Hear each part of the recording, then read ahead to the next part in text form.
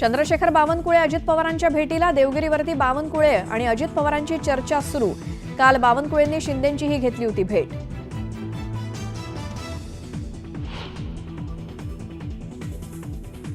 राज्य मंत्रिमंडळाच्या विस्ताराच्या नव्या फॉर्म्युल्यावरती शिक्कामोर्तब। भाजपला 22, शिवसेना 12 तर राष्ट्रवादीला 9 मंत्रिपदं मिळणार, सूत्रांची माहिती।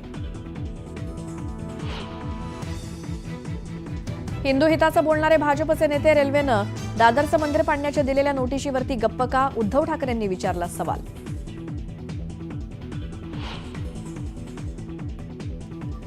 सत्तेसाठी हिंदुत्वाची कास सोडणारे आज हिंदूंच्या रक्षणाबद्दल बोलतायत। ठाकरेंच्या टीकेला चंद्रशेखर बावनकुळेंचं उत्तर, मोदींवर बोलण्याची तुमची लायकी नाही, बावनकुळेंची टीका।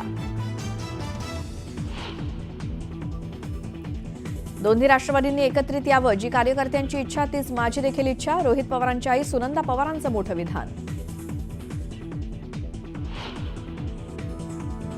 शरद पवारांचे 5 खासदार फोडा तरच केंद्रात मंत्रिपद, असं भाजपनं अजितदादा आणि पटेलांना सांगितलंय। संजय राऊतांचा खळबळजनक आरोप, तर पवार भाजपसोबत जातील असं वाटत नाही, राऊतांचं वक्तव्य। 3 वर्ष झाली ते महापालिकेच्या निवडणुका घेऊ शकत नाही, तर व्यवस्था उद्ध्वस्त करण्याचा भाजपचा डाव। वन नेशन वन इलेक्शनवरनं राऊतांची टीका।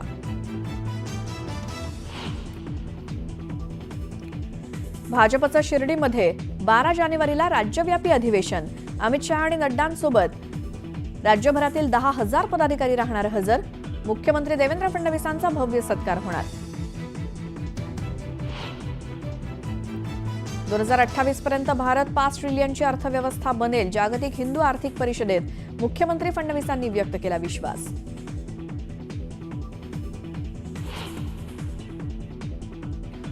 अभिनेता अल्लू अर्जुनला अटक। हैदराबादमध्ये चित्रपटाच्या प्रीमियर दरम्यान चेंगराचेंगरीमध्ये महिलेचा झाला होता मृत्यू।